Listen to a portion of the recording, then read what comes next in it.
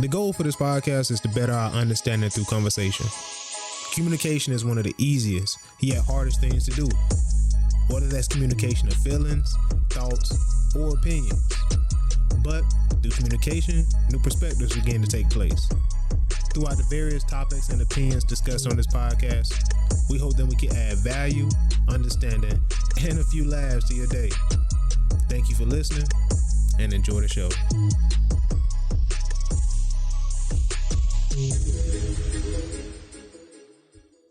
Welcome to the Real Talk Podcast. I am your host, Bruce. I'm joined by E today, man. What's going on? How you doing, brother? Good. Good day. Today, man, we have our first guest. We have my mom on, man. How you doing, Mom? I am great. How are you, son? Good. And E, how's it going? I'm well, above ground. It's great. That's what it's all Yes, about. ma'am. That is a blessing within itself. Yes, it is. Today, I think we got a pretty interesting topic. Do you want to introduce it or you want me to introduce it? Well, it's a very relevant topic, and we all are definitely going to speak on it. Deception. Interesting. So tell me a little bit about this deception. Oh, wow. Well, deception, we have to get to the root words of it. Okay.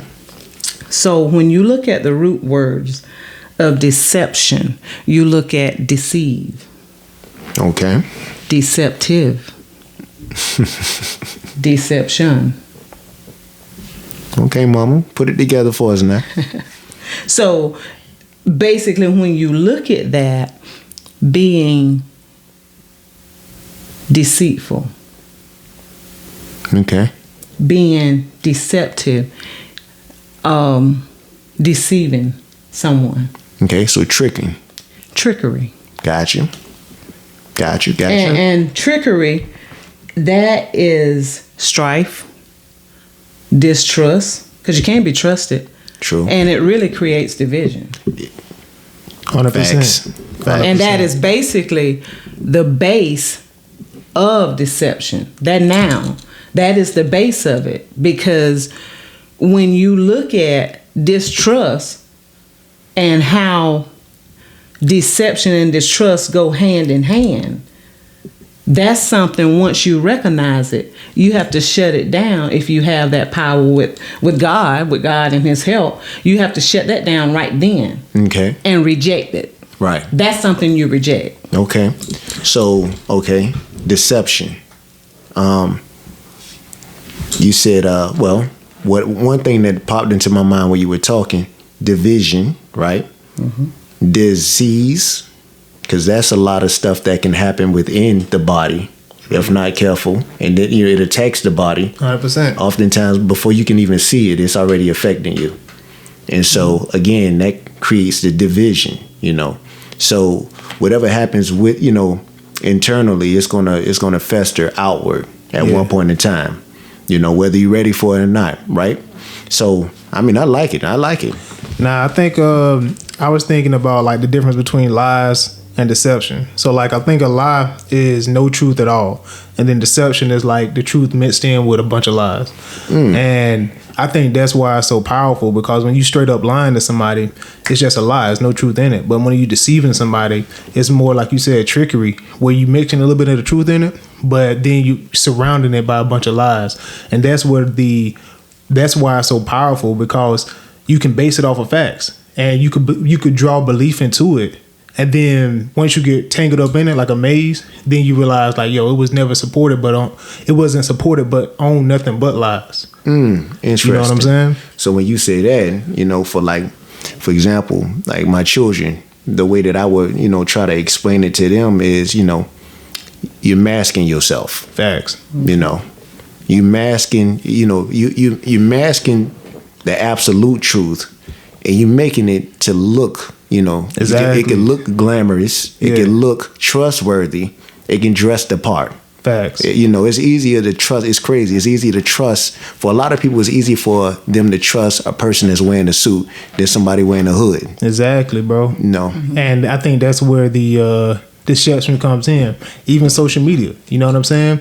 I feel like that kinds of that type of front, even that word, you know what I'm saying? That type of front is kind of deceptive because it looks professional, it looks manicured, but until you open up the door and look behind, then that's when the real, you know what I'm saying, the truth comes out, or you get to see the full picture, the broader picture.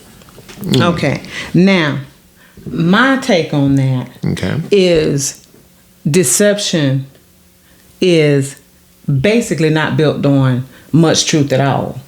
So when you say it's built on absolute truth with a bunch of lies, you have to look at your probability there. The probability there is it being built on very little truth. Yeah. Very little truth.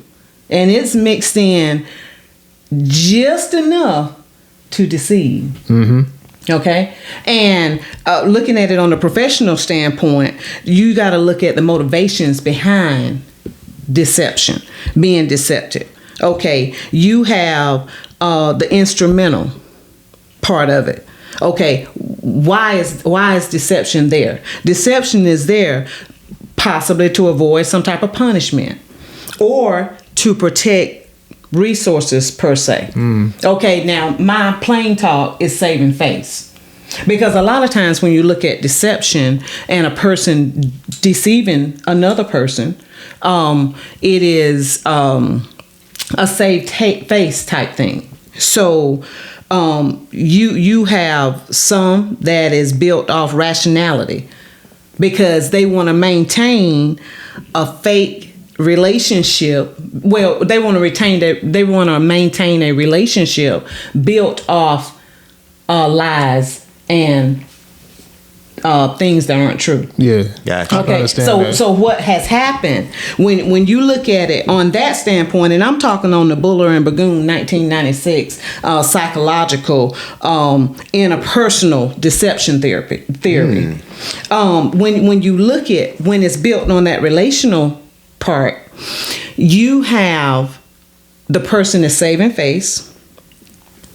They are they can come in passively to show, oh, I'm really concerned, when actually the motivation behind that is they're definitely not concerned at all. So, question, when they come in passively, is to appear non-threatening, correct? Exactly. So you can let your guards down. Exactly. Gotcha. So you can trust, which is, deception does not involve trust. Exactly. Okay, because that is fake and phony and fraudulent to begin with. You follow me? Just to get you to spill the beans, okay, so to speak. So to spill the beans even more, when you look at identity, to preserve that face or that self-image, like what you were speaking of earlier. The mask. And deception being built off showing the mask, and the mask is supposed to be true. All of it is built fraudulently. Got you. It's no solidified foundation. It can't be trusted. Got you. That's crazy. And now when we talk about that, it can't be trusted.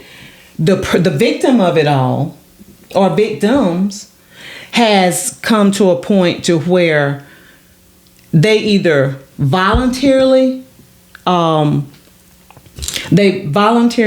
agreed with that deception, or they involuntarily did it.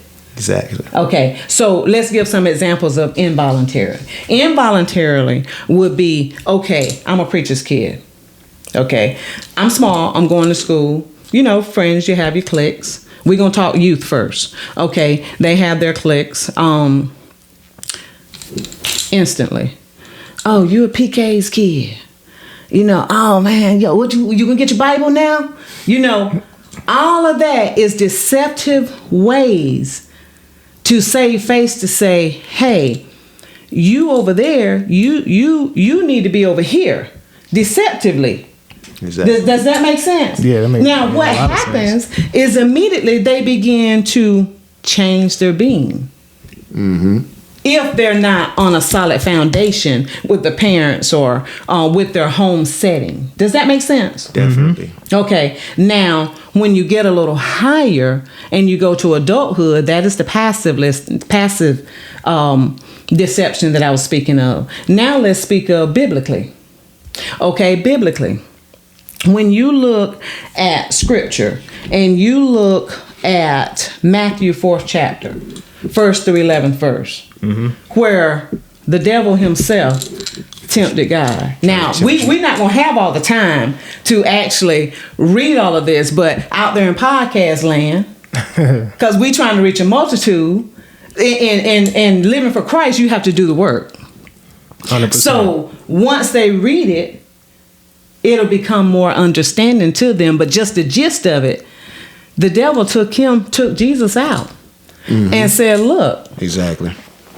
this is first the temptation of it all. He took him up and he said, well, the highest mountain, wasn't it? He took him on the highest mountain. And he said, well, okay, if you're the Son of God, you know, you can fall. And God gonna send his angels down to catch you. Prove you the Son of God. Can I say something real quick? It's interesting. What Moms is saying, right? You know, to this day, this same. It's like I was talking to you about formulas. Formulas. Oh yeah. They constantly. I was definitely getting into that. They repeat it. So now people today still hearing the same thing, and it's the seeds for suicide. Take you can be on top. You can feel like you're on top of the world. Like, and oftentimes they say a lot of people that's wealthy, and that's they say it gets lonely at the top. Take you to the top, then all of a sudden, you crash. 100%. Man. You hear That's a little crazy. voice that's talking to you. Yeah. Nobody, these people really don't love you. They don't love you. You could die today or tomorrow. They wouldn't care. And then all of a sudden, it becomes it's an emotional pull for them. Then all of a sudden, they get pulled off the mountaintop, jump, and they give way. But I'm sorry, that's crazy. That goes into how being around that circle of deceptive people and deceptive people with those characteristics per se, that is how you can basically lose your being. true. Who you really are. Because Jeremiah 29:11, basically, like what I've taught you and tried to tell you basically all your life. Even when you mentioned about doing the podcast. Oh, yeah. What was one of the main things I said? Son, that's good and everything. It sounds good. You're integrating technology and so forth. But what about it? Have you talked to God about it? And she asked me that. It's funny. The creator. We talked about the same thing. Yeah. The same thing. And that bond being there. And even with you, E, with the circle here, see, God is of harmony. Everybody talks about they want peace. They want, if you want those things, you have to rechannel your fear. Okay, because deceptive people usually are fearful people anyway. And even though I gave the examples earlier of Matthew the 4th chapter, 1st through 11, I'm going to give another quick example. Podcast land. This is a podcast, and we just speak in truth, and we in a room, and we just flowing with what God has given us. 100%. So hopefully it reaches who it's trying to reach. Okay, molesters, people that involuntarily take others' innocence. That's deception.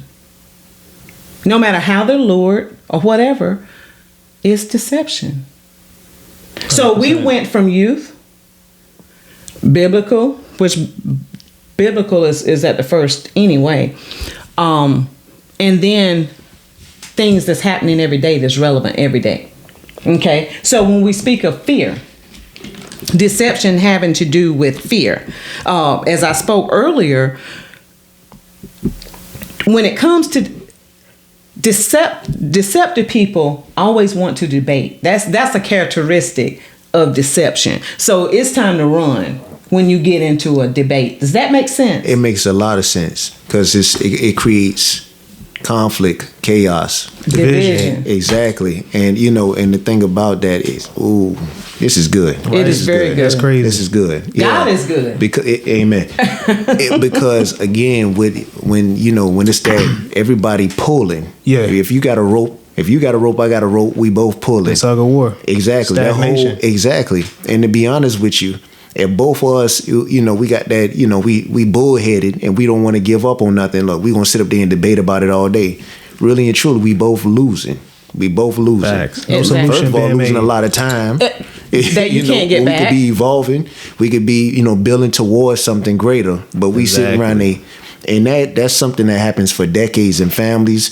It happens, man, in Relationships. nations. Yeah. 100%. Mama, please keep going. I'm telling you, I'm over here captivated. Yo, that's crazy. It's sad to me now. It is sad because growing up, I just like I'm talking, I can talk. I mean, you guys probably gonna have to tell me to be quiet because I love the Lord and I love reaching multitudes to make it better. That's what we're here for, to make it better. But when you deal with deception, deceit, deceptive, all of those characteristics, they can't even handle unfiltered truth. No. Because it was built off a lie. That's what she was saying. I got a question for you, Mama. Now you got you got me want to ask you a question now. I'm gonna throw out a couple names, just random names of characters, so to speak. Superman. By the standard in which, by what you're telling us, is Superman a hero or a villain?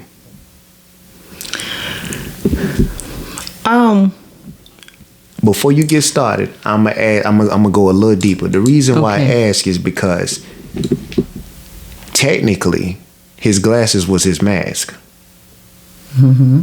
So in a sense, was he was being deceptive the whole time, right? I look at that as cartoon characters. Okay. And when I look at that as a cartoon character, maybe there's no babies listening, but it's kind of like Santa Claus. There's some things you just gotta play along with for the sake of the harmony of the. You understand what I'm saying? I got you. And Batman and Robin and Santa Claus. The reason why I'm doing this is because one thing about we have a lot of listeners and people. I like to make people think. Yeah. So you can get a character like a Superman, but then you could get a character like a Batman. And between the two, people gonna choose. Exactly. They'll choose Superman before Batman because number one, Batman, you look at his attire, is darker. Yeah, exactly. He has black. He's wearing a hood, a cowl as they call it, Yep. and they call Batman a vigilante. A vigilante. But then you look at Superman, who's said to be a foreigner. It's just I look at that now, just because of what all you've been discussing, it just makes me think now. Like Bruce Wayne could have all of the money in the world, but he felt like, I needed to go and I needed to, I'm gonna put on a mask, a cowl, and then maybe I can, extract the type of, results that I'm looking for. You go out there and beat up certain people, whatever. But, certain people live by this thought. I can't get the job done every day in my suit and tie, so I got to go and at night, whatever I do, they'll never know because I won't, they won't never see the business face. That's 100%. 100%, man. I guess I would say also in that stance, I've always been a believer when parenting, children are a blessing from God. And when parenting, is very pertinent to realize your role in it. Mm-hmm. Okay? And when you realize your role in it, your job first is to protect your children before you connect with your children. I like that. Okay? I understand. So, I said that to say this: when I look at the cartoon characters, and as the children grew up, and I dealt with children, I dealt with my own son, I would always tell you the positive and the negative about the characters, right? 100%. And then we would play along, but by a certain age, especially if I saw some type of drastic, I want to be, okay, then it's like, okay, we need to shut this down. Remember, we shut it, when it starts building deception now, okay, shut it down.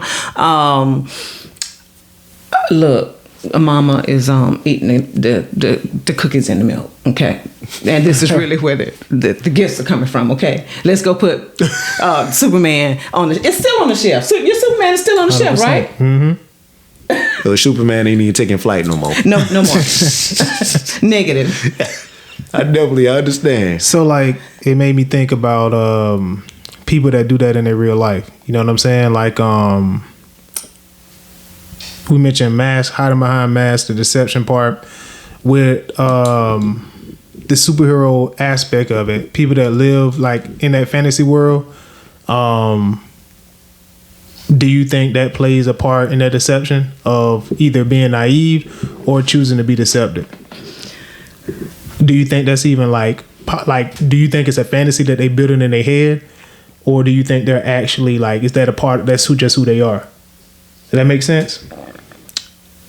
Somewhat. I get what you're saying. What you're saying is, if it turns out to be negative, do I feel that particular superhero or cartoon character played a role in their being? Yeah.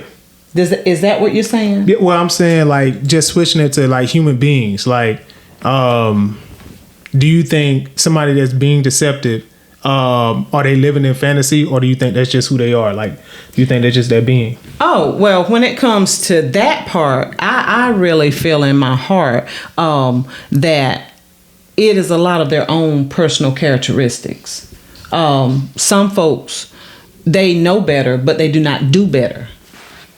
And some, that is just their attributes, to negative attributes, to be deceptive. That's what they do. That is what they build on. They've done that all of their lives, and it's working for them until, again, someone shuts it down.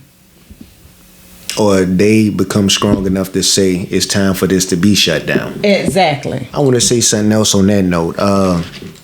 Mom's got me to thinking. She started talking about,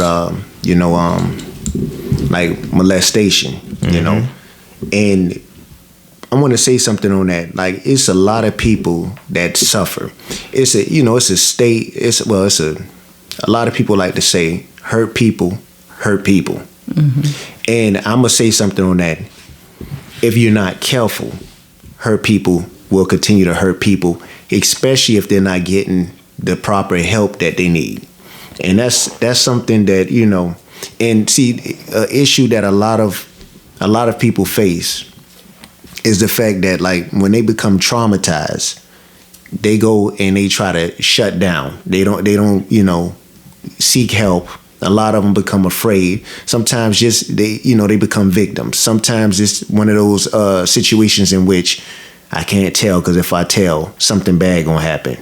And you can fill in the blank of whatever that bad thing could be, and that's what they're stuck with, within their thoughts. And they finally, may exit that situation, so to speak, but it's just the trauma remains with them. So they continue to just hold on to it, and before they know it, if they're not careful, they could be the ones now giving the trouble to the next person. It's like it's important, and whoever I'm speaking to right now, because this is how these type of things tend to go. Understand that you're not in this by yourself, and you really and truly need to go and get proper help from somebody that you truly feel you can trust.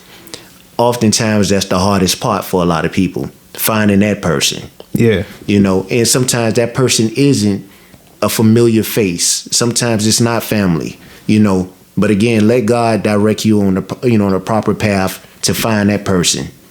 I just wanted to say that. Before we move on, like I wanted to ask. We spoke on like the deception part, and then speaking to people on avoiding naivety, like not being naive.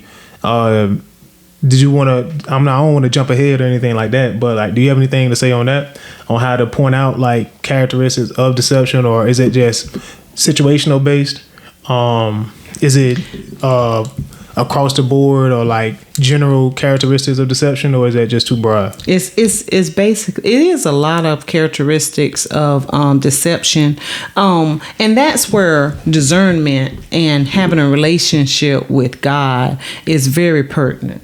I've always felt if you can't have a relationship with your Creator that can shut everything down in 1 second, the one that made you, Jeremiah 29:11, he know the plans that he had for you, even when we was in our in the womb of our mother.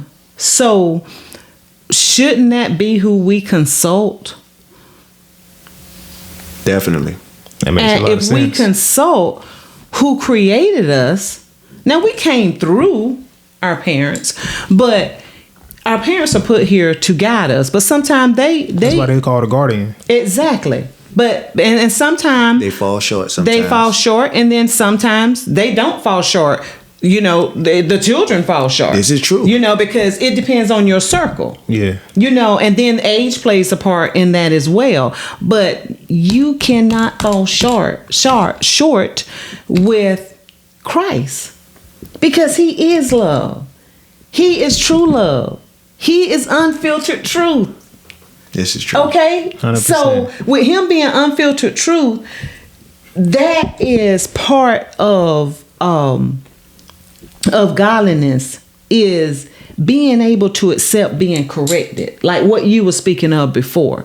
If there is a problem, I too speak to podcast land, because if someone out there is listening, sometimes it takes sitting down with yourself. 3 people. Well, 4. Jesus, me, myself, and I. That's the party right there. We speak on that a lot, right? Yeah. Solitude. That's it. Solitude. That's the party right there. And being able to maintain your being. When you say that, what does that mean? 'Cause I heard you reference it a lot, but when you say maintain your being, what is that like in reference to? To who you are, who He created you to be. Who He created you to be, not who someone else created you to be, or not what someone else has done to you, like you had stated earlier. All of that are what they call obstacles, deceptive things put in your way, and so forth. Hurdles. But in 2 Timothy, he who endures to the end, he have fought a good fight. See, it's not, oh, I started the race. You finished the race. We put on this earth to finish the race. Now, we're going to have obstacles in our way, but God is always there. We can always get in solitude. And tap back into the source. Tap back into it. And get your harmony and your peace and your goodness and godliness. God help me.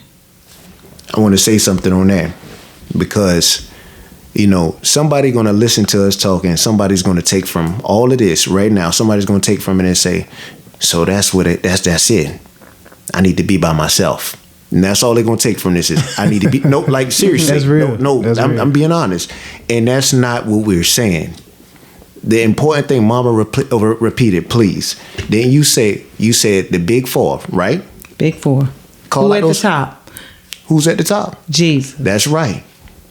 That's me, right. Myself, the Creator, and I. Then me, myself, and I. Exactly. So that means after Jesus take away the distractions. Exactly. And you get there and you got to be real with yourself. Look yourself in the mirror and sit there and say, look, me, myself, and I, we could only do but so much. And it got us to this point in which right now it's time to stop. Mm-hmm. We got to stop. Pull the plug. Pull the plug. Shut it down. That's it. I think the devil does that to, like, in the work, like, you hear a lot about self-sufficiency in the world, and whether it be in business or, you know, achievement, get this bag, it's like it's a lot of self support. You know what I'm saying? And I think that's a deceptive art of the devil, because he wants you to only think you need to depend on you, and you the only answer, and you're the only way to get yourself out of it. And I think what you're saying is, like, when you tap back into the creator, he'll begin to, and when you tap back into the creator, strip yourself of when you strip down of self, become bare. He starts to add back into the nutrients and the resources that you need. You know, it's interesting too, man. You have to do that with the earth too. My bad, not to cut you off, but like agriculture, when you farm it, you have to strip the earth, you even got to prune. Perfect. Exactly. You got to prune plants. You know what I'm saying? Yeah. And you get that dead weight off. But going back to something you said, man, is vital, and this is a key. And you know, when you start thinking about it, man, it's one of the most important things that a lot of us tend to forget is this. We first of all, we are spiritual beings. We spiritual beings, and we talked about this before. You have to go back to planting. You were just talking about planting, right? So one thing that a plant needs, a plant has to be watered. A plant needs light. You don't hear people hollering about that, but that plant need darkness. Exactly. That plant ain't gonna grow. You know, it's actually gonna die. Exactly. Man, that's crazy. Exactly. That's crazy. So that right there, see, you know, Jesus, even when Jesus walked the world, what Jesus did was he used parables. So, you know, a plant could be, that's for a lot of people, that's the tool you can use to, you know, to show them how humanity moves a lot of times. Because, you know, with people of color, we always talk about melanin, you know, and how important that is. And then with the plants, you have chlorophyll, you know, that's important with plants, you know, and it's like, you know, the sun, how the sun hits those plants, the plants take the nutrients from the solar power, and that's what starts that, you know. 100%. Exactly. And then with us, we taking it in also. We need the sun. You know, we need the light. It's like what's within must come out. Oh my goodness. That's crazy. That's beautiful. No. I would say it is. Oh, go ahead. My bad. I didn't mean to cut you off. Go ahead, Mom. No, I was just agreeing, because light, and Jesus is of light. And I'm 1,000% on that, because if it was not for him, that was one of my main ways of looking at it, and that's the way I pretty much taught you. I don't care what you get into, pick up the word, because every parable, like you said, we have the 66 has everything basically that we need to produce, survive, and maintain in this society if we submit to him. Mama, time out. What's the 66 for people that's just want to know? Oh, that's the word of God. Okay. The Bible. Okay. Thank you, Mama. I just there we go. Okay. We're talking about plants. I think too, we got to be careful, like the type of seeds we plant or allow to be planted in us. Like thoughts are seeds, you know, words are seeds. And you always told me like to watch your gates, like your gateways, so like eyes, ears, what goes in your body, things like that. And all of those are ways to get planted in. You know what I'm saying? And I think that's super important, because a lot of times the seed doesn't come in the form that we looking for it to come in. You know, it could come in the form of an ad that pop up on your computer. The seed can be coming in as a commercial that you see. You know what I mean? A seed could be coming in as a conversation that you have with an individual. And you have to differentiate between, is that seed is going to plant darkness, or is it going to plant light? You're absolutely right. And before we move on, because it just dawned on me, something you said earlier, you were talking about self. And what we have to be wary of in today's society, especially in this world, is self-gratification. That's the thing. It's like that's the most glaring thing that I see going on in today's.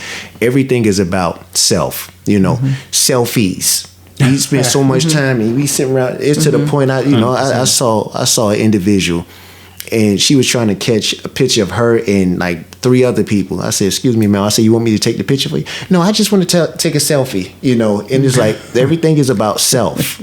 And it's not good. It's not good because in a sense, when you think about it, what it really is we're looking like idols, and we haven't everything in this world that goes on, everything, you know, it's nothing new under the sun. It's you know, the good book talks about that, which means it's already been done. And it's a system. If they tell you styles never truly go out of style, it's going to come back around, and it's telling you about the life we living in. But it's like now, you know, again, formulas. You got to understand the formula for what it is. You got to see it. And sometimes what you have to do, you have to deviate from the formula in order to, you know, get better results in your life. Because that formula may prove to be broken, but you got to see it for what it is. And the thing is, like I talk to my children about this a lot. I tell them, I'm like, you know, you can't get caught up on self. Especially, you can't, as a coach, you cannot be about self and then talking about you play on the team. Mm-hmm. It's just it's not going to happen. You're not going to garner the results you're looking for with a selfish state of mind. See the root word again, self. And I was going to get ready to get to that because selfish. That's it. 100%, man. 100%. 100%. And I was gonna say, you always told me to RSA, reassess, stay on your path, and always observe the end result. And that always she used to write that down and everything she gave me, like whether it be a book or something like that, and it always stuck with me because it holds true to everything, even the formula.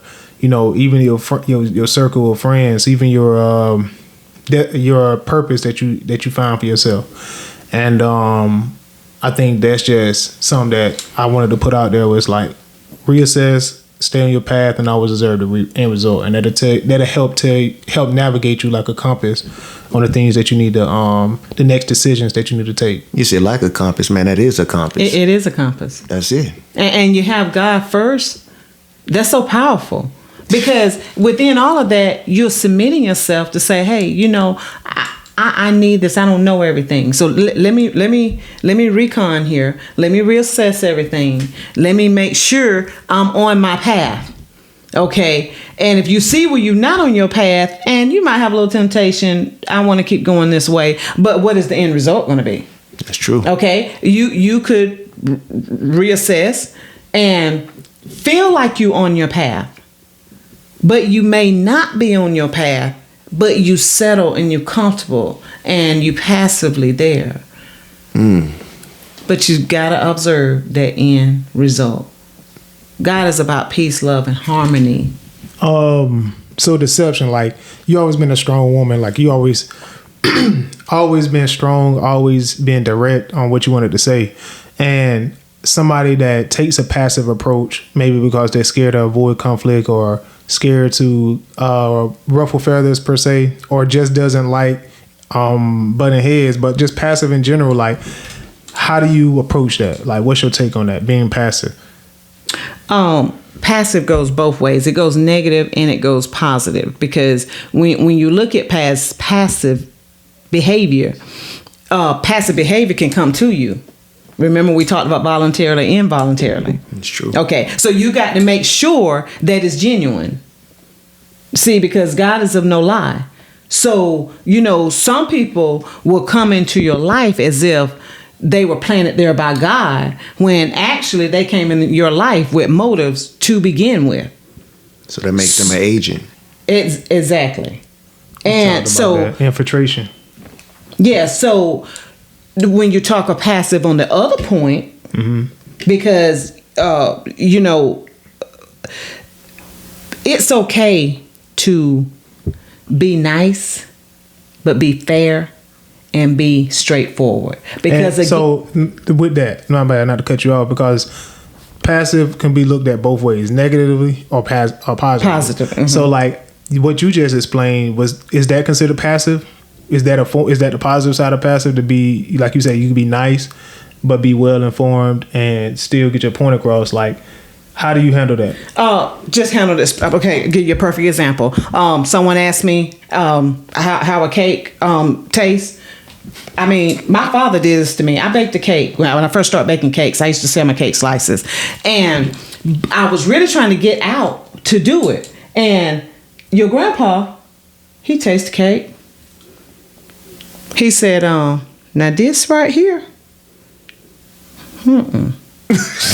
He said you got too many egg holes, and he said you got too much flour or something in it," and it hurt me.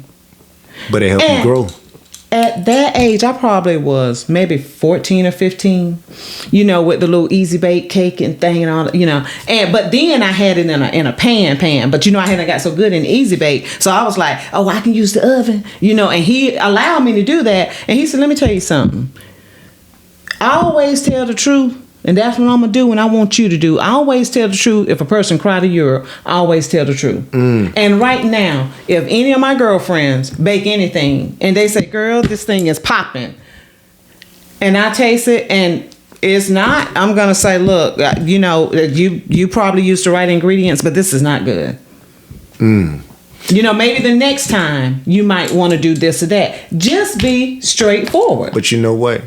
It hurts at the moment because people have feelings. It hurts at the moment, but it's true. But they'll thank you in the long run. It's it's a situation. Yeah, it's a situation such as what your mother was just talking about, in which I had to go through a situation. And sometimes it gets tough. It gets depending tough. on the role that you always know. It's easier to tell. Or to give give blunt honesty to people that really don't mean much to you. Yeah. You say, nah, bruh, that outfit, that ain't it. Right. You say that, and that's or somebody trying to offer you something, like, bro, nah, I'm good on that. Exactly. Exactly. And you be like, man, you what you trying to sell me? Right. He's like, man, come on now, try again. You 100%. But the people that's closest to you, and you value them, and you don't want to hurt them, it gets tough. That's the test oftentimes. So it's passive. I want to recant I want to be careful how I go about the statement. So like I mentioned earlier, passivity could be negative or positive. Is it good or bad? I mean, is it bad or good to be passive? If it's genuine, it's good. If your passiveness is built off fraudulent motives, then that is negative. Understood. Because oftentimes, we just spoke about it. Passiveness could be, back to folks that molest. Okay. Whether they've hurt or been hurt or however, it's too easy. Just as simple as being in the park. A child, hi, your mom told you to come with me. That kid may not know stranger danger. Just that quick. He passively acted as though he cared when he had other negative, fraudulent motives, deceptive motives, or she. So that's the understood. Yeah. And I hope I'm reaching out to podcast land and making this clear. And another thing, the positive side of being passive, if you're passive and you're a child of God, it's going to flow like it need to flow anyway, because like you said, it's going to help them in the end. Because a passive person, you value them, but they also value you. And the way I'm looking at, the reason I'm going so deep into it is because I feel like whether it be a teenager or, somebody, a younger person, they could be not as outgoing or outspoken, and they get bragged on because of their passiveness. Meaning they're not as direct. They're taking they're taking the most grace. They're having graceful truth, and that maybe not go over well. If that makes sense. So they either say, you know what, I'm done with this passive stuff. I'm just going brutal, honestly, all the way through, or they fall back into that passive to their detriment. Does that make sense? I see where you're going with it, but can you explain it just a bit more? Like, for instance, passiveness could be looked at as negative. I'm saying it could have a negative approach. I know what you're saying. So what you're saying is oftentimes, especially probably more so in our generation too, when you hear, growing up, when you heard the word passive a lot of times, a lot of people already look weak. Weak, exactly. Yeah, they Got take it. so like taking their kindness for weakness. Exactly. So they like, And bro, say, forget it. yeah. Or either they could say, man, I'm not just. They just shell up. So I got a primary example about that. So I play ball, and so it's one young guy, very passive.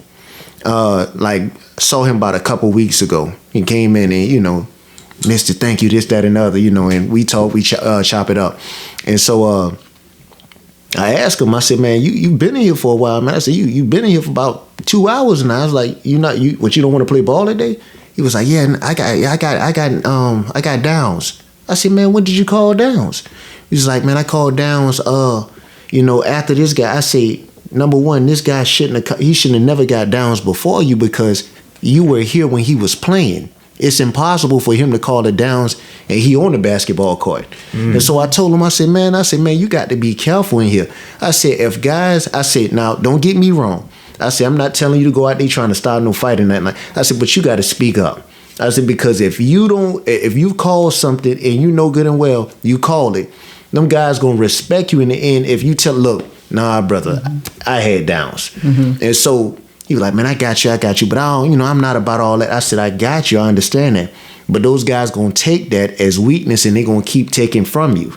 And so I told him, and so I sat back and I watched. Another game went by, he was supposed to have.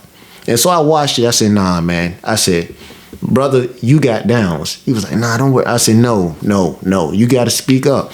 So another guy and myself, we had to speak up on his behalf.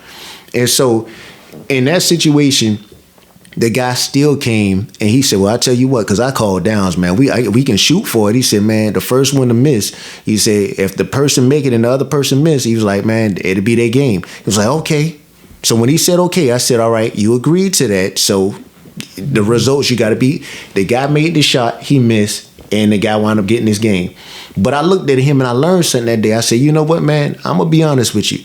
I said, everybody was mad at him because he had already picked out his team.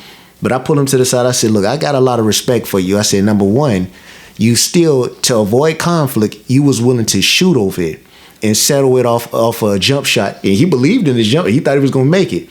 But I had to tell him, I say, a lot of guys not going to do that. They'll be ready to, pretty much fight about it or whatever. Situations like that, though, I've noticed since then, he's grown. I saw him again yesterday. He called us down. He got on the court. So he learned, like mom say, you sit around and you go through something in a long time, it's going to hurt you, but you're going to learn how the game goes. If you really want to play, you better go and ask questions. Who has the last downs? That's what a lot of people, who's the last one that got downs? All right, after him, I got downs. But that's how it goes, though. 100%. Yeah. 100%. Yep. My bad. I ain't mean to get off track or steer the conversation. But it's fine. But it's I needed. thought that was important, man, because it is. not everybody is as direct or has learned that from day one. You know what I'm saying? That has to be a learned skill. Definitely. Yeah, it really does. And back to what you were saying earlier, as far as what are the characteristics of deception. Manipulation plays a part in that too. Manipulative behavior, and sometimes that's what is part of manipulative behavior is when one does call you out for a strong point, but they call it out publicly as a weak point. Yeah. When actually it's not a weak point; it's a smart point. Right. And it is a Christian way to handle things. But they want to call it weak or feel like they're able to walk over you or so forth. That falls into the other part of deception, which is saving face. Because the more people I get to hear me, then it shuts them down. When in reality, if a person has somewhat experience or a person is somewhat familiar with deceptive behaviors or deception or losing your being, so forth, or being naive, they're going to always say, okay, let me get this side and that side. You know, hey, they keep calling you weak. Why are they calling you weak? Mm-hmm. I don't see you as weak. You know, do you feel like you're weak? You know, it's always going to be 100%. because that's how God works. That's how he leads. Remember, he's harmony. You understand? Exactly. So, again, that quickness to get that debate is where the deception lies. 100%. They want that last word. That's a trap. That's real, man. I've been captivated the whole conversation, man. To be honest, I felt like that's crazy, man. Like I'm at a loss for words. Man, Mama got me laughing, man, because I'm thinking, growing up, that last word gets you in trouble, boy. What? I've been around a lot of people that'll run their mouth and sit up there and initiate a whole fight just because they didn't know how to be quiet. But then when it came time to really put up or shut up, let's just say it didn't turn out well for them. I know. 100%. You know, and that reminds me, in my years of instructing, it used to be funny because, you know, I had the pleasure of, you know, we used to talk about this because he used to help me with grading papers and so forth. And it was so funny because sometimes I really wouldn't be able to understand all of the cultures. So I would come home, I would pray about it and so forth. I said, tomorrow when I go back, I'm going to make sure I'm ready. You know, I had kids come and put their feet on the desk, you know, all kind of stuff. And I was like, you know I really can't just go pop their feet off the desk, you know. So I'm going to ask them nicely. So then it worked out. God blessed me because some of the students start doing what I was unable to do. And they actually start doing that, calling them out. You remember I used to tell you about it? And we used to sit and laugh about it over dinner because it was some students that really wanted to learn. Like, hey, we're here to learn. Exactly. And you're not going to mess this up for us because we keep losing time, like you were saying earlier. And, you know, there's only so many hours in a day. And I would sit back and I would observe like you, and it would be so funny because the leader per se of the class would be like, you need to sit down and listen to Miss J because Miss J, show them. Now we finna see why we the students and she teacher. And sometimes that's what it takes is that good, quick, fast shutdown. You're right. 100%. You know why a lot of that used to happen in the classroom? I'm going to tell you a little secret. Overcompensation. What it is, and believe it or not, this is true. When a lot of children don't know certain things, or in their mind they feel like, and I'm going to be straight with you, a lot of kids feel like they're dumb to a degree, but they don't never want to be called out on it. They become a class disruptor. The more they can disrupt the class, time goes by fast, so they'll never be exposed. 100%. They learn deception quick. Exactly. They say in order for me, and they'll rather fail silently rather than, in their mind, failure is truly being called to this board to answer this problem in front of everybody or read out loud. That's failure to a lot of them. But you remember what I was telling you? It's like in life, a lot of times, man, you'll run so much to the point you'll run the opposite direction, then wind up running right into the same thing again. Yep. It's a circle. That's why they say when you get left back, you coming back to repeat. You coming back to You're repeat. You're going to see it again. You're going to see it again. That's how it goes. That's how it goes. The cycle. Yeah. You know what I mean? That's how it goes. Oh, man. Do you have anything else more you want to add? Just basically, you know, we had spoke earlier on not losing your being. And God dispels fear. You know, he really does. He dispels fear. And you got to research in the Bible. You know, everything is online now. I mean, it's really, really no excuse. You know, because he says, come as you are. And, you know, there's no reason to have misconception about it because it's too easy. You know, study, research, go to him, submit yourself to him, and he will advocate for you. And you know, basically all is well. You know, within you pacing yourself as well. But when we look at fear, I want to also leave this fear, FEAR. You have a choice in this life, this race that we're running, and that is to forget everything and just run. Don't know where you're going. Don't know where you're gonna end up. You might not even finish the race. Or you definitely not gonna finish the race like he intended for us, because he wants the best for us, right? So if we just face everything with God, we'll rise. Face it and rise. Face everything and rise. That's interesting.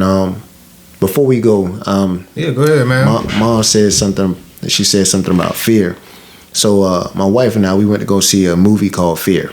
It's at the movie theaters. Mm-hmm. You familiar with it? I want to see it. Look, man, that joint is different. It's different.